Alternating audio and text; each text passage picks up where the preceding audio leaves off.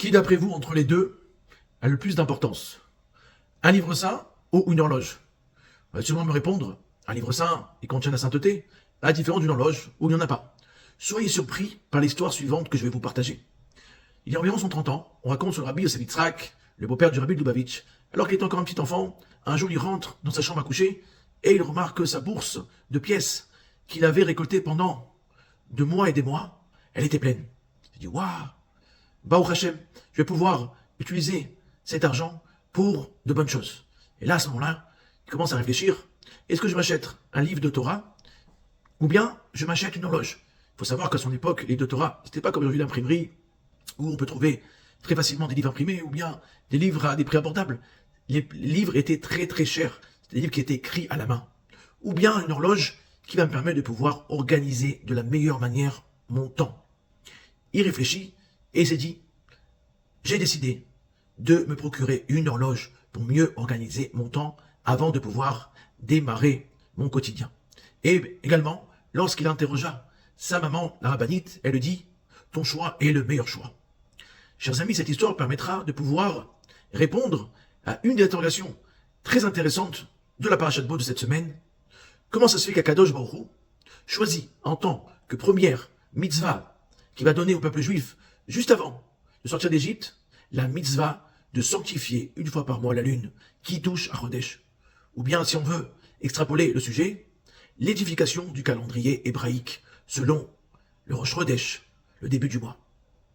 Alors maintenant, même si on interrogerait quelques personnes, dis-moi, d'après toi, quelle est la mitzvah qu'on pourrait mettre en première position dans la Torah?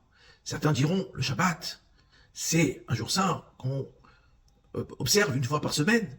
D'autres diront la cacheroute, on se doit de l'observer tout le temps, 24 heures sur 24. Certains diront Brit Mila, qu'on fait dès les 8 jours d'un enfant. Mais il est impensable de dire que, il dira que la première mitzvah la plus importante, c'est Kiddush HaChodesh. Alors, comprendre comment ça se fait qu'Akadosh Baruch Hu a mis Kiddush HaChodesh en première position en tant que loi pour le peuple juif. Et là seulement, chers amis, le message est très puissant. C'est vrai qu'il y a beaucoup de mitzvot qui sont d'une importance capitale. Mais sache qu'avant d'accomplir n'importe quelle mitzvah, tu te dois de prendre conscience que ton temps, il est précieux. Ton temps, c'est un temps qui est saint. Ce n'est pas un temps profane, comme certaines nations ou certaines personnes qui se disent « Mon temps, je vais le remplir de kiff, de plaisir, je vais me mettre devant les écrans, je vais m'éclater, ça me plaît, ok, je le fais, ça me plaît pas, je le fais pas. » Non, ton temps, un temps qui doit être chéri, qui doit être calculé. On ne peut pas se permettre de gaspiller n'importe comment ses heures, ses minutes et également ses secondes. Le temps est compté. Chaque juif a une mission. Avec tant d'années dans ce monde, et il se doit de remplir son temps de la meilleure manière, avec un contenu qui est de sainteté, un contenu qui est profond.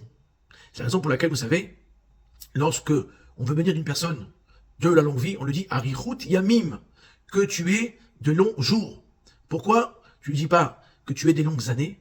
Parce que en réalité, il faut que tes jours ils soient longs, c'est-à-dire qu'ils soient remplis, qu'ils soient entiers, qu'ils soient complets, remplis de contenu, et non pas remplis de vide et de bêtises. Donc, Bezrat Hashem, que chacun de nous puisse arriver à atteindre ce niveau de remplir notre quotidien de contenu positif, que très prochainement on mérite Mashiach Tzidkenu. Amen, Ken Yehi Ratzon.